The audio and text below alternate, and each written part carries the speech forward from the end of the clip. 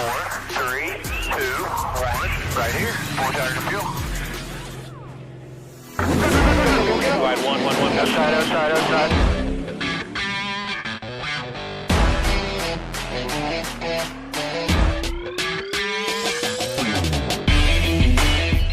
Hello, everyone. Welcome back to the Four and Field podcast. We are back for episode 8, and we've got a lot to talk about. Talladega provided some amazing racing, possibly the best racing of the year, one we won't forget about, in a long time. As you see, we're changing it up today. We got all 4 of us on screen today. So we got Wes, we got Kevin, we got Steve. Everyone's back. 8 for 8 for everyone. Steve, how's it going? It's going good, man. I kind of like this change up a little bit. Now we can not see Kevin pick his nose. What? That's nice for a change. But how's it going for you, Dom? It's going great. I'm feeling good. Went on a nice run today. It's really hot out. Still feeling the heat. We're getting to the brunt of summer. And, I think that's where we get the best racing, slick racetrack. And that just leads to more for us to talk about. Kevin, how we doing? Doing good. Repping Alex Morgan, sipping the tea, dude. That's it. New mother, Alex Morgan. Yes, sadly. I couldn't get to her first, but hey, it happens. Always be there for the rebound. And Wes, I heard you're in training. What's going on? Yes. I'm currently doing a training. It's a 2-week course. I'm going to bed in probably about an hour. I've got to get up pretty early. I've got pretty much 8 days straight on the computer for 2 weeks. Today was my second day, so we're going into day 3 all the rest of this week. Then we have the weekend off, go back next week, and it's going well. 8 days on the computer, this is your 8th time on the computer being on the Four and Field podcast. That is right, and we've got a good one to talk about. This was a pretty crazy race that we have, and we've got another doubleheader coming up next week. Oh, yeah, we'll get there at the end of the show. Thanks, Steve, for asking me how I was doing today. Other 2 slacking. I couldn't ask. It was already asked. Yeah, exactly. It was already asked. Yeah, cousin Terry down there. It's all right. We got excuses coming from the other 2, but it's okay. Let's jump right into it. For the 3rd race in a row, Steve, we've had an incident between Chase Elliott and Joey Logano. This time it may have been more of a racing incident, but I want to, what did you see from your perspective? Yeah, that's exactly what I saw from it. It was just a racing incident. Nothing really either driver could do at that point. Elliott just had a big run on Logano and tried to kind of cut to the middle lane, and Logano kind of blocked it. At that point, Chase just tried to lift, and Keselowski tried to lift, and it was just too little too late, and they just had too much of a head of steam, and it just sent Elliott right around into the wall. And thankfully no other cars were collected except for Austin Dillon, which was of course my pick last week. So it was just a racing incident, just happened to be between Chase and Joey, but I don't think you could really point the finger at either driver. It's just a big run, and a lot of these guys are still getting used to how these cars suck up to one another, and it feels like the aero package changes every year, so it's just a big learning curve for all these guys. But I think this one was just a racing incident between these guys. And what race was Chase Elliott watching during his interview after he got out of the infield care center? What race was he watching? Yeah, I don't know. I saw a tweet from Wes, and I know you other guys were talking about it too. That has to be the first time that a guy actually tried to dodge a question in his interview. I'm not sure. Once he said that, I immediately looked over at the race and thought they were going to turn the camera to a guy wrecking, and they never did. So I'm not really sure what Chase was watching, but I guess somewhere in his – maybe he's having flashbacks of him wrecking on the backstretch. I don't know. Chase, he's been very hesitant to talk about Joey Logano. He just has not mentioned Joey Logano's name once in any of these interviews. Man, I wonder if Chase Elliott just lets out his anger, behind closed doors with Joey Logano. You think he just, rages I think in Chase's bus, I think he's got a Joey little voodoo doll with Joey's face on there that every time he gets wrecked by him, he just pokes it a little bit harder.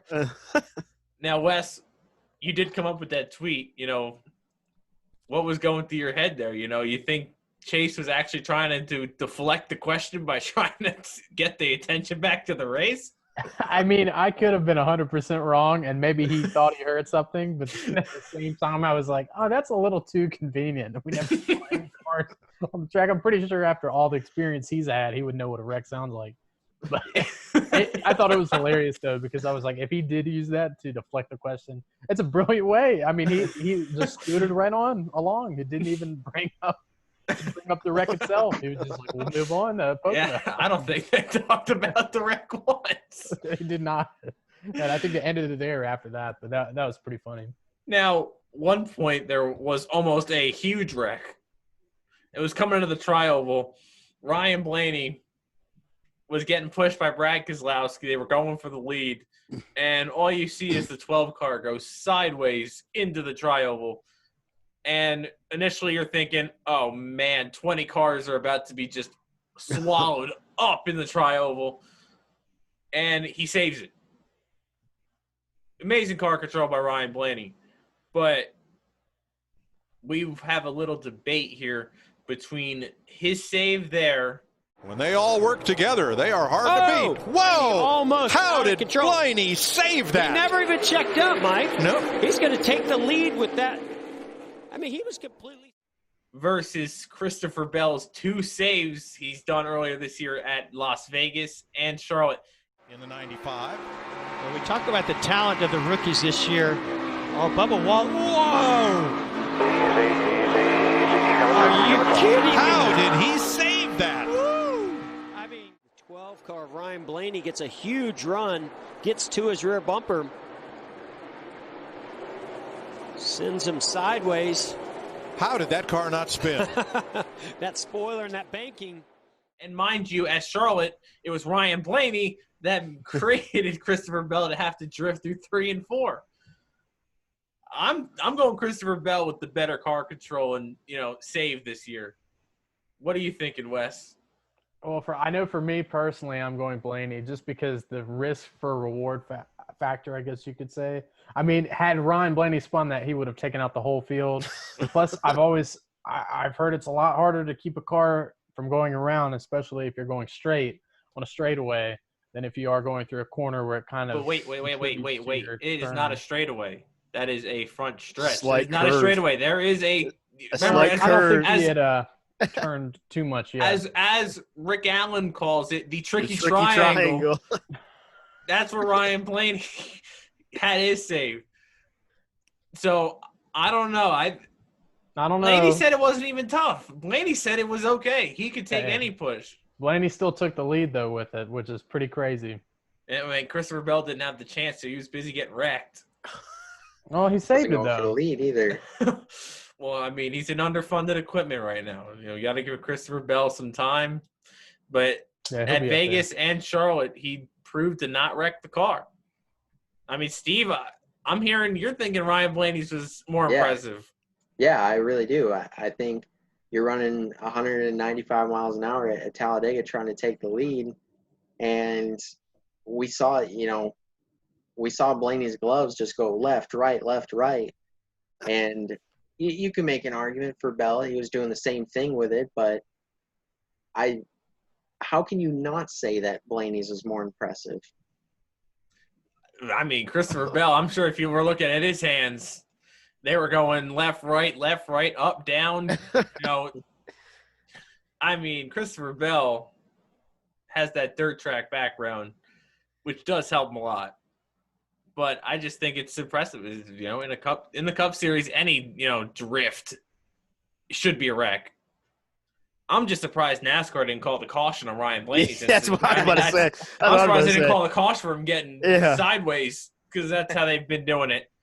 And Kevin, I don't have a feeling, which one was more impressive for you. Ryan Blaney going 195 miles an hour plus. Look at all these Ryan Blaney fans on the podcast. Disrespect for Christopher Bell. It's all right. Christopher Bell's gonna have more wins in his career than Ryan Blaney ever will. Ooh. He'll save it more Okay. times. Okay. Ooh. That's my hot take for That's today. That's my that's hot our take for bad today. take of the All day. right, Skip Whoa, Bayless. All right, second Skip. bad take. All right, Skip. Here we go. All right. Speaking of bad, it's pretty bad that we haven't mentioned a 7-time champion's name at all, I don't think, in Four and Fuel podcast history. But we're going to mention it now.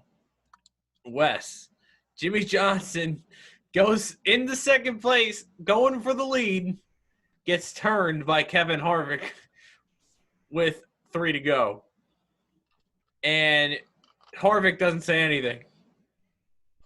Not a word. Not a single word. And Jimmy Johnson was not happy with that. Does that remind you of any incident between the two? Kind of does. We saw that once before, I guess, back at what year was that? What track? What year? Chicago? It was Chicago in 2015. 2015. In the yeah. chase. In the chase, that's right. And they were not too pleased with one another then. I thought that was kind of interesting. I did send that picture in one of our group chats of their post-race altercation that they had with Delana kind of interfering, trying to separate the two. Delana. That's the first thing I thought of, but we haven't seen them really have too many on-track incidents throughout the time. So we'll have to see if anything. Because Jimmy can't get up there to compete with Harvick to even cause anything to happen. We'll have to see if anything transpires from there the rest of the season between these two, because Johnson's had good speed and Harvick's been pretty good. Does this light a fire for Jimmy Johnson? I think he could. We've seen Johnson be competitive in a lot more races this year than last year, and he's been running with Harvick in quite a bit of the races. So we'll have to see if we see them against each other this week at Pocono, if anything kind of transpires from it. And, speaking of things transpiring. Oh, boy. Eric Jones. Oh, boy. First off, what Eric Jones did on that last lap is remarkable. He starts probably about 10th. He's like the 6th car on the inside line coming to the white flag. And out of nowhere, he's just shooting it through the middle, just flying through there. Just like DW would say in 2010 with Junior. He's just flying through there. Perfect. He's flying through there. Come on, Junior. Come on.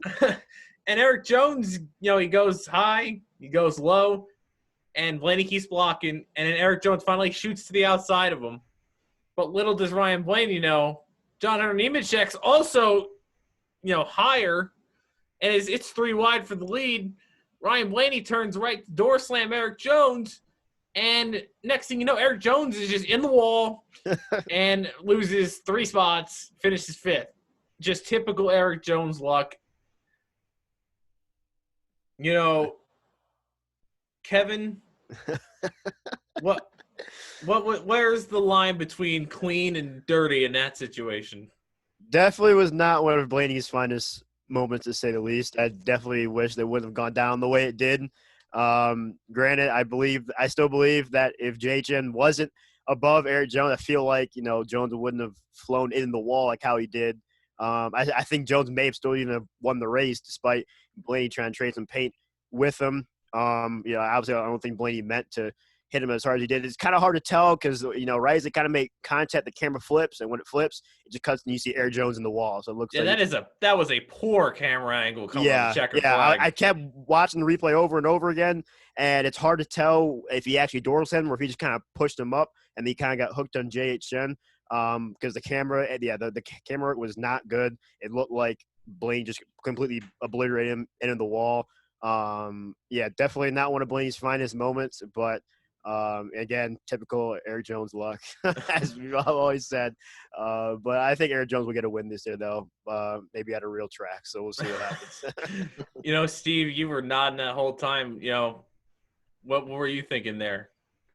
Yeah, I definitely agree with Kevin. I feel like if Nemechek wasn't on the outside of Jones, that for one, Jones wouldn't have turned dead right into the wall like he did. But I feel like he could have had a shot to maybe kind of come back at Blaney and maybe push him down a little bit, maybe have a shot at the win.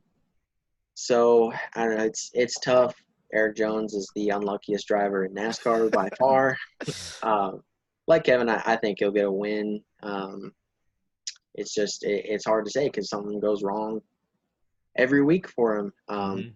when they were even under green with about 7 or 8 to go, and he had to come down for that green flag pit stop. I thought his race was over at that point, and then all of a sudden, coming to the trial, well, I'm like screaming at my TV. I'm like, oh my God, where did Eric Jones come from? Yeah. But yeah, just unfortunate. I don't think Blaney knew he was 3 wide, and I think it just comes down to the end of the race. All these guys are just trying to win. And I definitely don't think that Blaney meant to just hook it dead red. I think he meant to just kind of bump Jones like he did last year with Newman at the finish. Mm-hmm. And Wes, speaking of bad luck, Clint Boyer, man, Clint Boyer, what happened to Clint Boyer on that last lap? What happened to David? Poor Boyer. It's hard to tell because, again, we don't have a good camera angle Yeah, the to camera tell what was happened on the poor, wreck. yeah. So we have no clue how Boyer got wrecked, and we have no clue how hard Blaney hit Eric Jones coming to the line. But it looked like either Hamlin got bumped from behind or Hamlin gave Boyer a wrong bump, and it sent Boyer around. It took out Truex and Corey LaJoie in it too. And then half the field in the back that stayed in the back of the race for pretty much all day got in that wreck. And kind of sucks for Boyer. Man, I feel like that guy is getting close to potential retirement because it doesn't seem like things are going his way at all right now. But he also seems like he's having a good time in the boost. So we'll have to see what he does the rest of the year. I feel like he's had good speed. We just need to see him actually have some good luck go his way. Yeah, we could see that. And Wes, I'm going to keep this with you. Ryan Blaney, he's finished first and second the last 3 super speedway races. Do you think that moves him to the new favorite at these super speedways? I think he should always be considered a favorite, I don't think that the way that he won should discredit him in any form, just because to me it was just racing. Just got in the side of him, and unfortunately it turned Jones because he had a car on the outside. But we've seen Blaney be a factor in pretty much every restrictor plate race, even dating back to before he was full-time in the series. So I feel like that we'll see him with the guys that you mentioned in your article the other day, like Denny, Hamlin, pretty much all the Penske guys too, Joe Logano and Brad Keselowski. I feel like they're always going to be contenders, but I feel like right now, I feel like Blaney's probably the best out of the Penske group and up there with Hamlin when it comes to competing at the end of these races for restrictor plate wins. Yeah, and I definitely agree with Wes. I think Blaney, it was incredible to see the amount of speed that he had out of that car. Just be able to, no matter who was behind him, just be able to pull up alongside the leader and just be able to take off and take control, really, of the lead. So it'll be exciting to see when they go back to Daytona later in a couple months here of what they can do, if they can stay out of the big one, of course. Right now, we are going to go into our Splash and Go segment. We're going to switch it up. I'm going to ask the questions this week. So like always, guys have 60 seconds to answer the question. Our first one comes from Kyle in New York. We're going to give this one here to Dom. He asked, did the rules package for Talladega produce better racing this year than last year's race? Yeah, I believe so. It was a very good race. It had over 100 lead changes, not including at the start-finish line. We haven't seen that many lead changes since 2011, 2010 when the tandem racing was going, and we're not even having tandem racing. We're getting a full pack, and the runs are just a lot better. So I'm liking this package. Hopefully it provides the same type of racing at Daytona. The runs are big, but, the leader has no control over the race, which is what we need, because for years there with the Gen 6 car, the leader just had too much of an advantage. Dale Jr. would get to the lead, and the race would basically be over. Yeah, I definitely agree with that. A lot of good racing this weekend.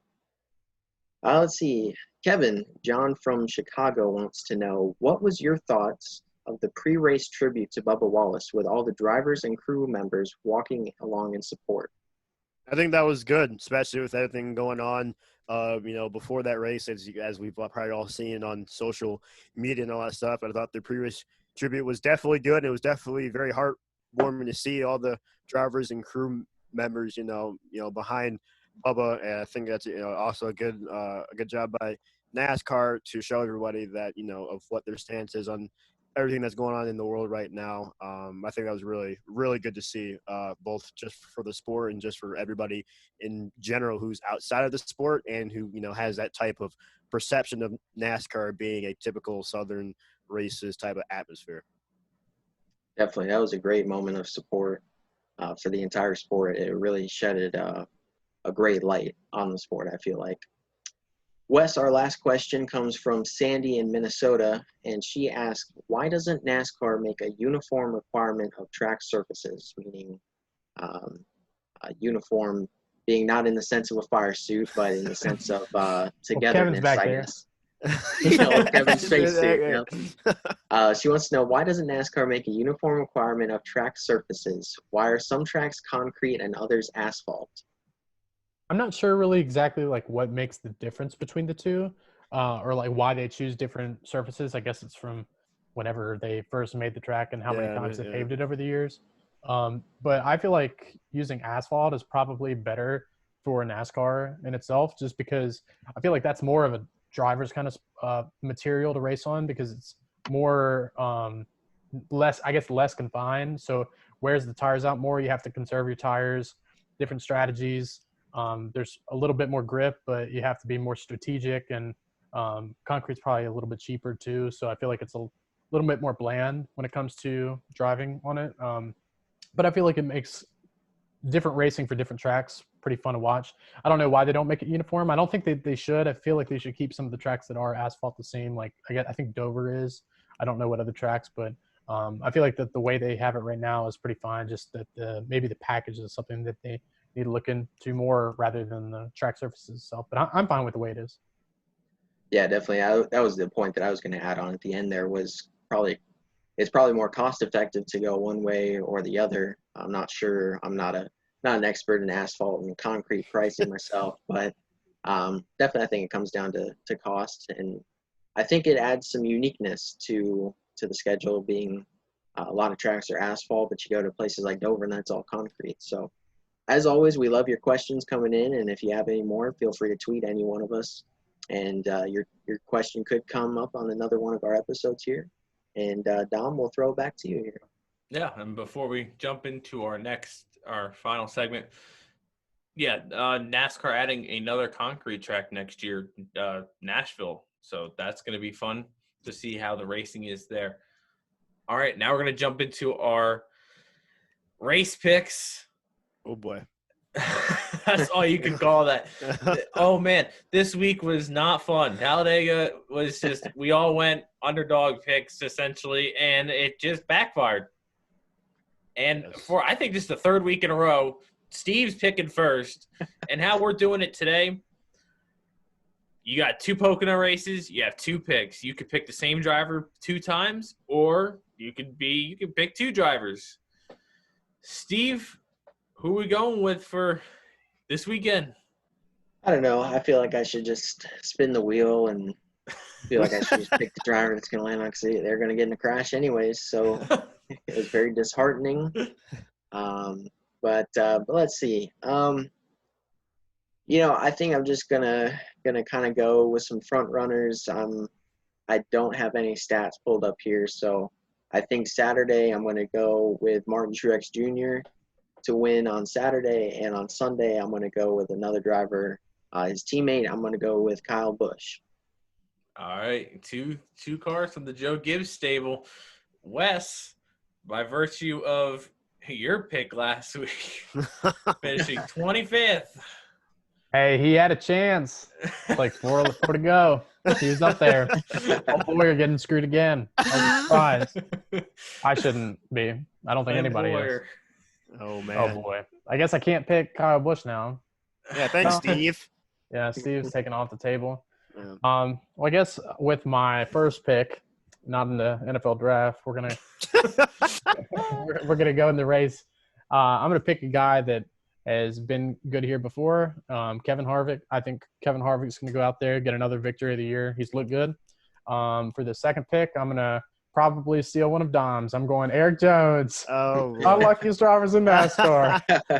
he didn't tell me that. I just had a feeling, but I did want to take Eric Jones. He's had too much bad luck go his way this year, but He's still been a front runner in the races he has, and I think he'll get a victory, his first ever win in the Cup Series. Hey, 3 to go. He'll have a tire go down. Probably right. And so will Boyer. They'll get collected. Turning Clint Boyer into the wall, collecting Joey Logano. Well, I went with Ryan Newman. Ryan Newman, I thought, had a shot. He was 7th coming to the green-white checkered and ran out of fuel. Yeah. Now this week, I went back to my picks. Way back in November, I picked the winners for every race this year. I've gotten 2 right so far. I would pick both of those guys this week, but Wes managed to take one of them. Attaboy. So Saturday, since you got to get the day right, you can't pick your second pick can't win Saturday and it count. So I'm picking the last Joe Gibbs guy that hasn't been mentioned, Denny Hamlin, 5 wins at Pocono, one of his best tracks. I think the track is settled down to where you get some multi-groove racing in turns 1 and 3. I think that's what Denny Hamlin's been waiting for. And I think Denny Hamlin comes back to Pocono and wins again. Now the second pick, Sunday, you know what? I can't pick anybody else except for Denny Hamlin. Denny Hamlin's going to sweep the weekend. He's going to get his 4th and 5th win of the season, and he's going to make himself the championship favorite. Oh, boy. And Kevin, his pick got a top 10 at Talladega. Doesn't get him any points, but he does get a chance to pick last. And, you know, Kevin's been picking the most consistent drivers, just hasn't gotten the victory lane. Got the win, yep. So who we got now? Yeah, I went with the 88 car last week of Bowman, and, you know, just like Junior, just consistent. Couldn't get the win, but consistent.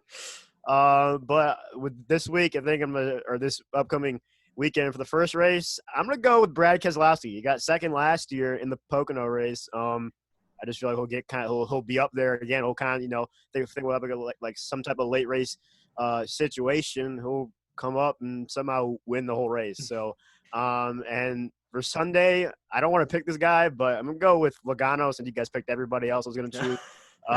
Logano also, he's usually pretty strong at Pocono himself. I feel like he'll have a rough Saturday, and I feel like he'll rebound on Sunday and probably, you know, have a fire under him, and he might be able to pull out the win. So I'm going Penske for the whole weekend.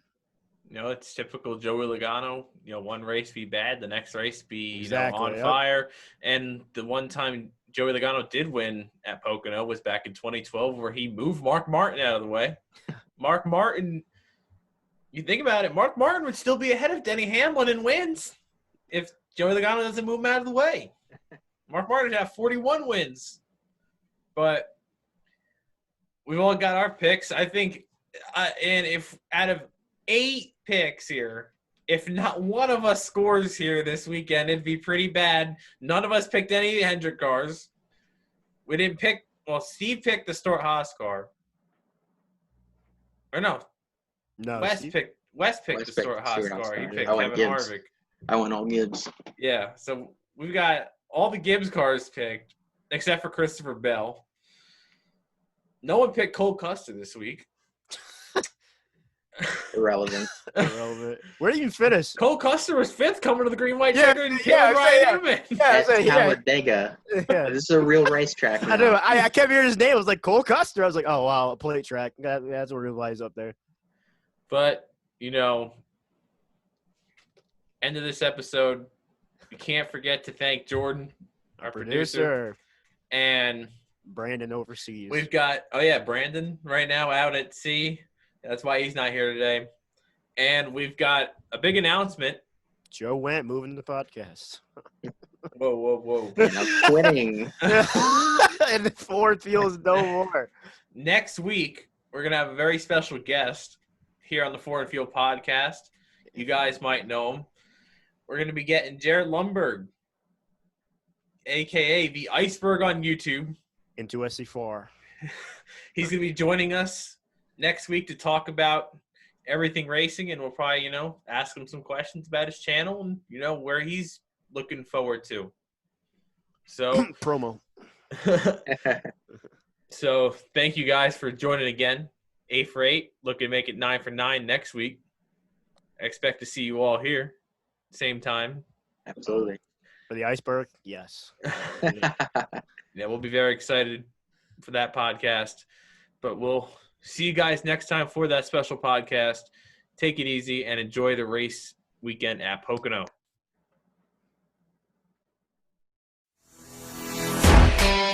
Thank you.